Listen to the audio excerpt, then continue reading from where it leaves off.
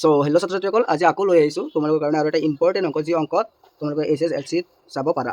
তো অংকটোত আছে চোৱা যে এক্স স্কোৱাৰ বহুপদৰ অংক হয়। X square plus b x plus c বহুপদৰ শূন্য দুটা ক্ৰমে আলফা আৰু বিটা। তাৰমানে শূন্য দুটা আমাক দিয়া আছে, এই বহুপদৰ শূন্য দুটা দিয়া আছে কি আলফা আৰু বিটা।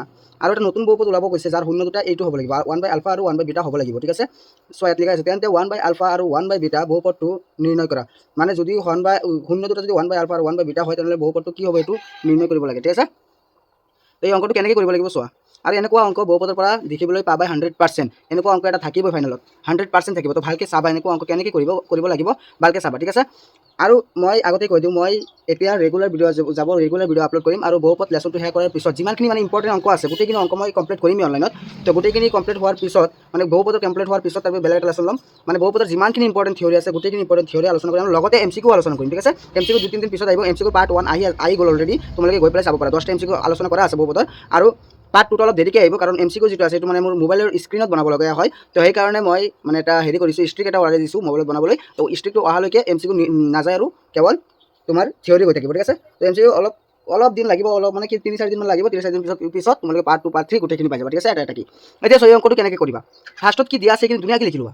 তো গিভেন কি দিয়া আছে চোৱা, px আমাক দিয়া আছে। কি px দিয়া আছে চোৱা, x square plus b x plus c, এইটো আমাৰ px দিয়া আছে।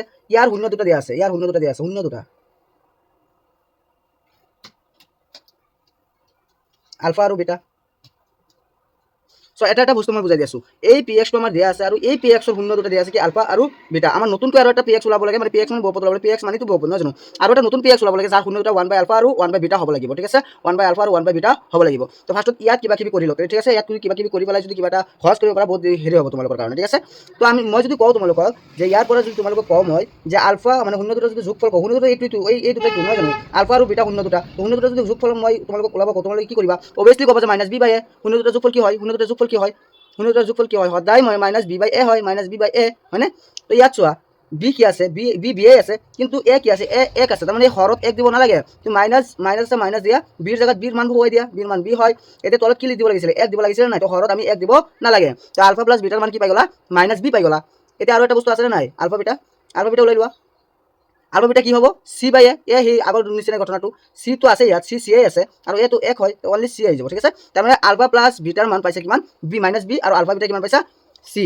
এতিয়া চোৱা, উলিয়াবলগীয়া যিটো বহুপদ আছিল তাৰ শূন্য দুটা এই দুটা নহয় জানো, এইটো লিখি লোৱা। উলিয়াবলগীয়া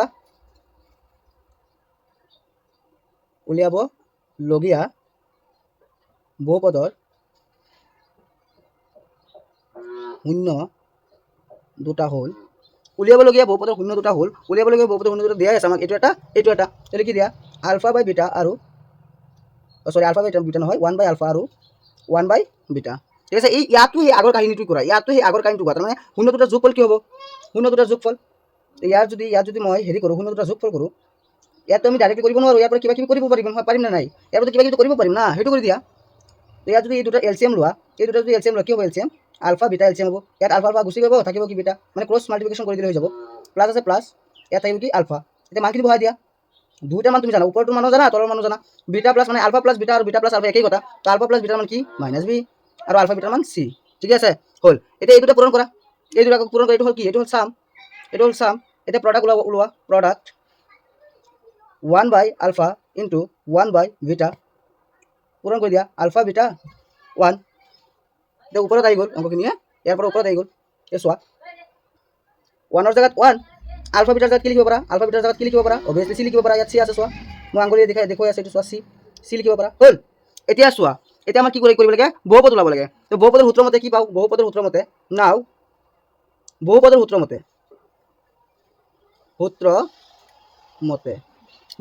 কি পাওঁ আমি, চোৱা বহুপদৰ সূত্ৰটো কি আছিল, x square minus alpha plus beta whole into x plus alpha beta. তাৰমানে এইটো হ'ল বহুপদৰ সূত্ৰ কি, এক্স স্কোৱাৰ মাইনাছ শূন্য দুটাৰ যোগফল প্লাছ শূন্য দুটাৰ পূৰণফল। ঠিক আছে, এইটো হ'ল বহুপদৰ সূত্ৰ, মনত ৰাখিব। যদি কোনোৱে শিকা নাই তেন্তে শিকি ল'বা, এইটো হ'ল বহুপদৰ সূত্ৰ। তাৰমানে শূন্য যদি দিয়া থাকে, শূন্য দুটাৰ যোগফল আৰু শূন্য দুটাৰ যদি পূৰণফল তোমাক দিয়া থাকে, তেতিয়াহ'লে এইটো সূত্ৰ দি পেলাই তুমি কি কৰিব পাৰিবা, এই সূত্ৰ দি পেলাই তুমি নতুন বহুপদ ওলাব পাৰিবা। ঠিক আছে, ক্লিয়াৰ। এতিয়া চোৱা, মানখিনি বহাই দিয়া, এক্স স্কোৱাৰৰ জেগাত এক্স স্কোৱাৰ, মাইনাছৰ জেগাত মাইনাছ, আলফা প্লাছ বিটাৰ জেগাত কি লিখিবা, এইটো চাম যিটো কৰিছিলে এইটো লিখিবা, কাৰণ নতুনটোহে তুমি ওলাই আছা, হয় নহয়। নতুনটো শূন্য দুটা এই দুটা আছিলে, এই শূন্য দুটা চাম কিমান ওলাইছিলে, ইয়াত চোৱা, শূন্য দুটা চাম কিমান ওলাইছে, -b/c।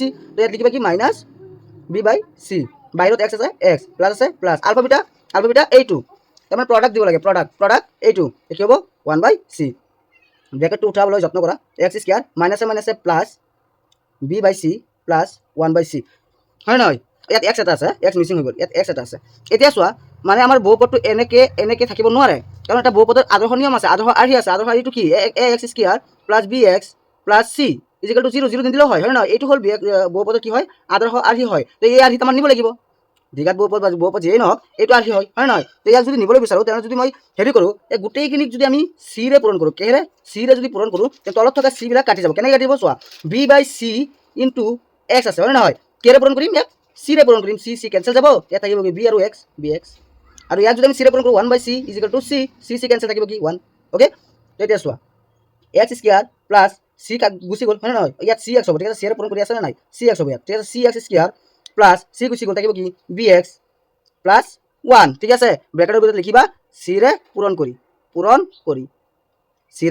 কৰি তো এইটোৱে হ'ল আমাৰ নতুনকৈ উলিয়াবলগীয়া বহুপদ এতেকে নিৰ্ণীয় লিখি দিবা যে এতিয়া নিৰ্ণীয় নতুনকৈ উলিয়াবলগীয়া